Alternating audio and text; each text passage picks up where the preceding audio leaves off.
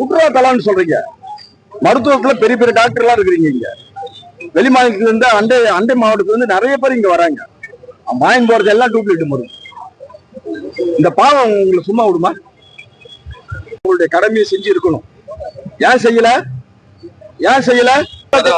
துறை அவங்களுக்கு போதிய ஆட்களை அரசு கொடுக்கல.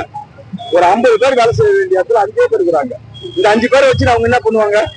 கலால் துறை போலி மதுபானம் தயாரிக்கிறானா விற்கிறானா என்பதுக்கு ஸ்பெஷல் ஸ்குவாடு போடுறீங்க. 10 போலீஸை போடுறீங்க. அங்கவும் குடிக்கிறீங்க. போலி மருந்து இருக்குதா இல்லையா என்பதுக்கு அந்த துறை ஸ்குவாடு வைக்கணுமா இல்லையா? அதுக்கு போதிய ஆட்கள் நியமனம் செய்யணுமா இல்லையா? 50 பேர் வேலை செய்ய வேண்டியது 5 பேர் இருந்தா அவங்க என்ன செய்வாங்க? அப்போ இது அரசு நிர்வாகம் இந்த விஷயத்துல முழுமையாக தோல்வி அடைந்திருக்குது.